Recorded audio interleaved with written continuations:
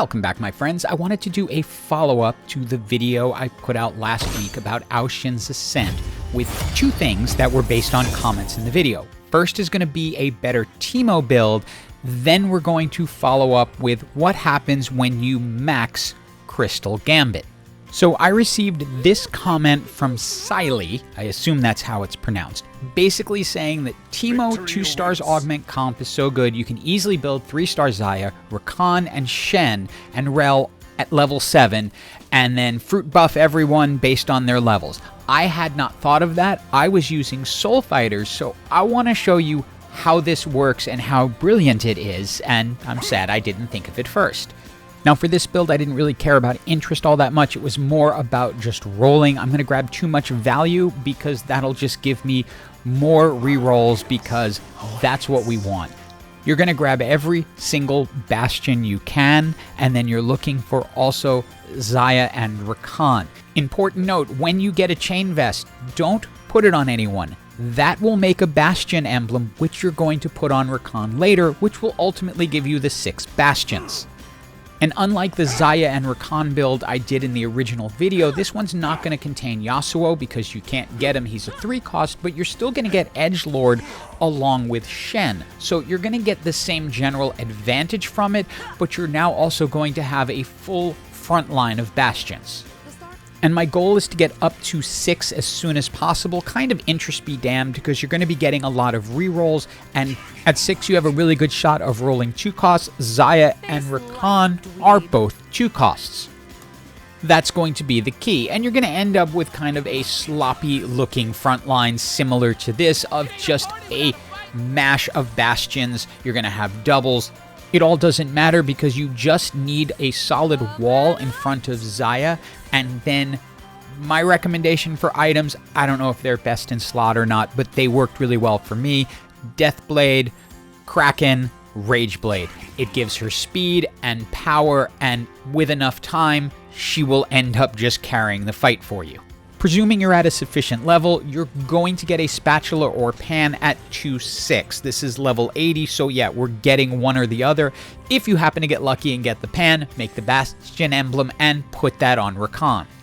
You'll be at either 4 or 5 Bastion at this point. I had missed Rell a bunch of times, so I hadn't put her in yet. I'm now going to start putting her in going forward. But you can see the front line is just a mishmash. I don't have fan service on them yet. I'm using Midas Touch for the execution.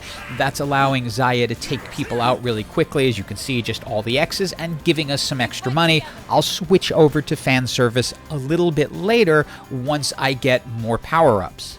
Stage 3-1, you'll get your additional power-up, so you can then switch over to fan service. I find it tends to come up here. I don't know the rules on exactly how the power-ups work or why it works this way, but I find once I get into 3, I get fan service, and then once you get it on 1, you easily get it on another. Also, you're going to have additional space on your team. I add in 1 more Battle Academia.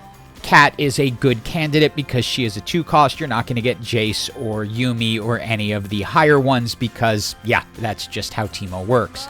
Once you can get Xayah up to 3 stars, you're pretty much at cruising speed. Once you get to this point, you're going to fly through the fights, but now it's kind of time to stop rolling quite so much and get ready to try to go to 7 so you can pick up your final Bastion. For the challenges, the only thing I would avoid is anything that's going to just jump the backline like the Merc Wolf. Other than that, you're pretty free to do whatever you want. The Dragon isn't going to hurt you. Echo isn't really going to hurt you. Once you have the dual fan service, you're going to be able to just crush through things. Stay in gold collection mode until about 3-4. Then you can go ahead. Oh, you get your masterwork at that point. I do the Radiant Kraken. I honestly can't be sure if that's the best one, but it works really well for me.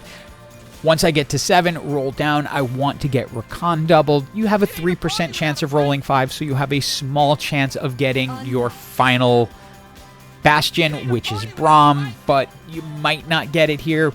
But if you have Prismatic ticket, which I happen to get lucky and pick up, you'll get lots of mushrooms, and you can see the wall of mushrooms just building next to TEEMO.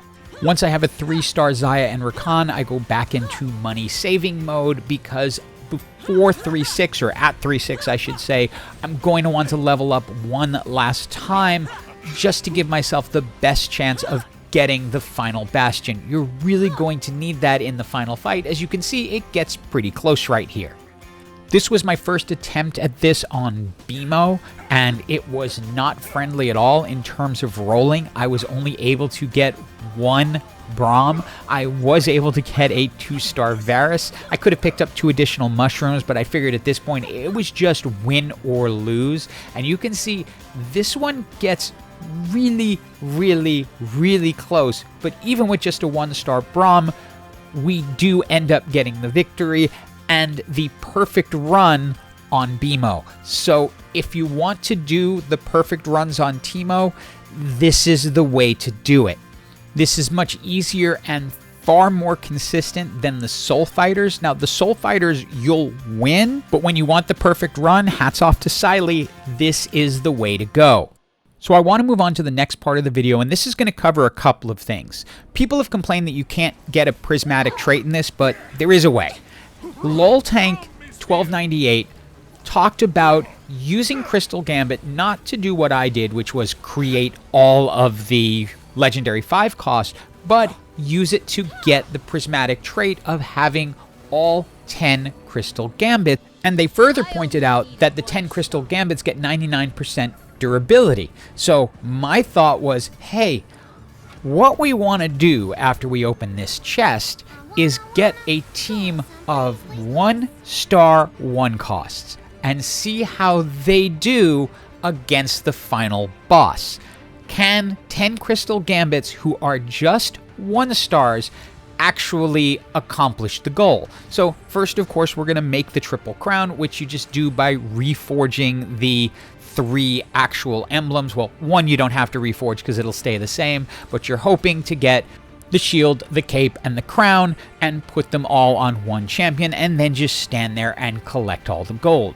You're then going to level up to 10, and I'm going to save you a bunch of the rolling because I stupidly leveled up to 10 prior to starting to roll for all of my Crystal Gambits, so I only had a 5% chance of rolling 1s when I did it. So I'll save you watching my stupidity and just jump you to more important parts. After about 20 minutes of rolling, I had almost all of the 1 cost, and I decided to go ahead and sell Xayah, who was standing in as my triple crown holder. However, there was a little bug at that moment where even though I sold my champion and those other crowns should have turned into globes that I could then pick up after I cleared my bench, they're gone. They are completely gone, so I now only have 1 tactician's crown left, so my team size is no longer up to 13. It is stuck at 11, and I wasn't going to be able to get all of the 1 costs anyway since there are 14 of them. However, now I'm going to even have less. So I decided I'm going to go ahead and put power-ups on them, but not additional items. Now, I don't know if you noticed, when you first open the crown, it flashes a little message at the bottom that says trust. Now, I don't know if I want to trust the place that just took away 2 of my crowns, but I've got 4 lives, so we can see what happens.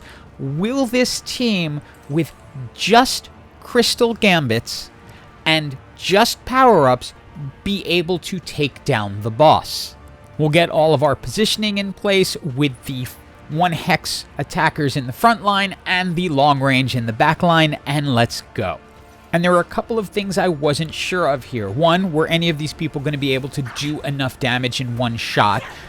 No. I was afraid the boss on the second attack would be able to take them out, but no, and they're just taking damage. And while my little ragtag group of 1 costs are down at 1 health, yeah, they clear it pretty easily. So yeah, if you want a fun challenge, this will get you the prismatic quest done, and see what 1 costs with no items can do against the final boss. Hope you enjoyed this video, and as always, have an absolutely awesome day.